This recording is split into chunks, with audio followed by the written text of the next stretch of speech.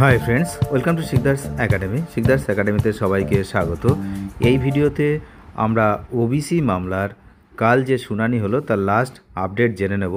তো ওবিসি মামলায় একটি গুরুত্বপূর্ণ বিষয় কিন্তু কালকে আমরা দেখতে পেলাম যে হাইকোর্ট কেন এই বিষয়ে হস্তক্ষেপ করছে সেই বিষয়ে কিন্তু সুপ্রিম কোর্ট প্রশ্ন করেছে গতকাল। কি বিষয়?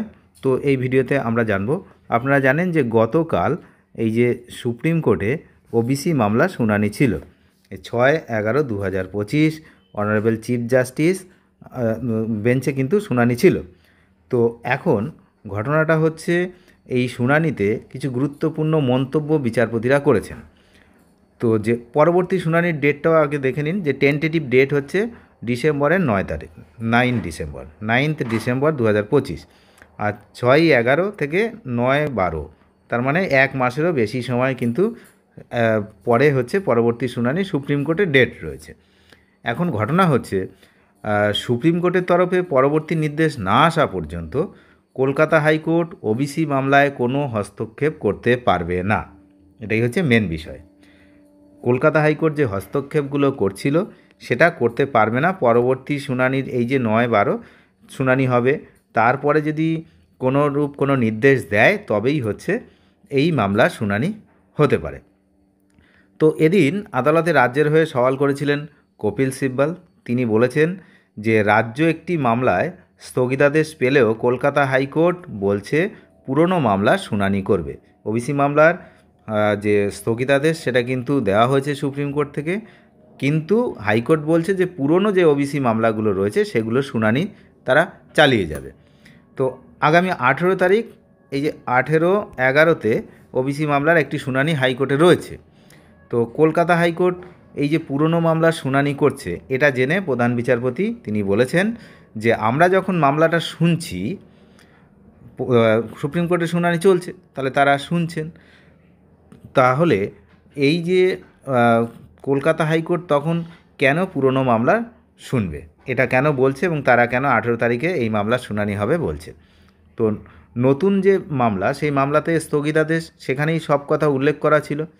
তো এবং আগামী যে শুনানি হবে সুপ্রিম কোর্টের এই যে 19 তারিখে এই 9 তারিখে যে শুনানি হওয়ার কথা রয়েছে, সেখানে কিন্তু হাইকোর্টের বেঞ্চ, যে বেঞ্চে এখন এই ওবিসি মামলাটি রয়েছে, সেটাও কিন্তু পরিবর্তনের নির্দেশ আসতে পারে সুপ্রিম কোর্টের পক্ষ থেকে, এটাই কিন্তু জানা যাচ্ছে।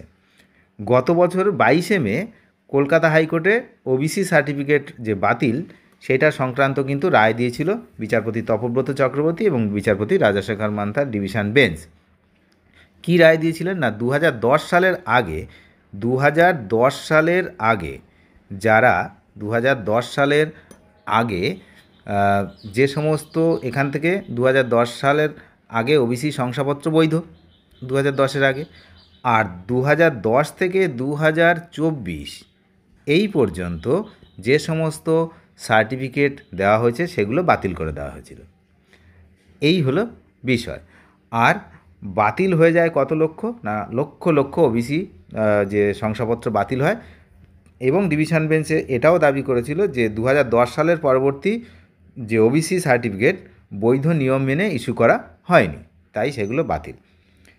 তবে এই শংসাপত্র বাতিলের ফলে নিয়োগ প্রক্রিয়ায় কোনো প্রভাব পড়েনি, তাদের সকলের চাকরি বহাল থাকবে, এটাও কিন্তু জানিয়েছিল হাইকোর্ট।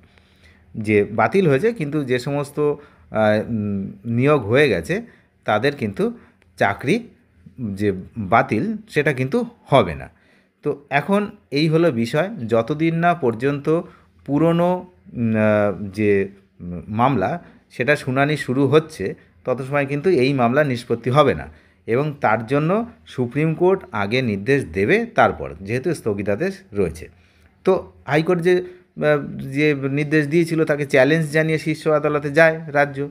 আর কী দাবি জানিয়েছিল, যে অনেক মানুষের সমস্যা হচ্ছে, ফলে অন্তর্বর্তীকালীন স্থগিতাদেশ দিয়েছিল সুপ্রিম কোর্ট। আবার এই শুনানিতে রাজ্যের আবেদনও খারিজ করে দেয় শীর্ষ আদালত। এর আগের একটা শুনানিতে বলা হয় ধর্মের ভিত্তিতে কাউকে সংরক্ষণ দেওয়া যাবে না। এটা একটা বিষয় যে ধর্মের ভিত্তিতে সংরক্ষণ হয়েছে আপনারা জানেন, তো সেটা কিন্তু করা যাবে না। কোনো শ্রেণীকে ওবিসি তালিকাভুক্ত করার সিদ্ধান্ত নেওয়া হয়নি। এই মামলাতে এদিন স্বস্তি পেয়েছে কিন্তু রাজ্য, যে এই ধর্মের ভিত্তিতে নেওয়া হয়নি, এটা কিন্তু জানিয়েছে। তো যাই হোক, এখন আপাতত এই বিষয় যে স্বাভাবিকভাবে রাজ্য সরকার আপাতত স্বস্তিতে, যে যতদিন না সুপ্রিম কোর্ট এই বিষয়ে কোনো নির্দেশ দিচ্ছে বা সুপ্রিম কোর্টের শুনানি হিয়ারিং সেটা শেষ হচ্ছে, নির্দেশ হবে, তারপরে হাইকোর্ট এই মামলা শুনতে পারবে। তার আগে এই মামলা শুনানিতে কিন্তু ক্ষোভ প্রকাশ করেছে প্রধান বিচারপতি। অনেক ধন্যবাদ শেষ পর্যন্ত দেখার জন্য। চ্যানেলে নতুন হলে অবশ্যই চ্যানেলটিকে সাবস্ক্রাইব করে সঙ্গে থাকবেন। Thank you.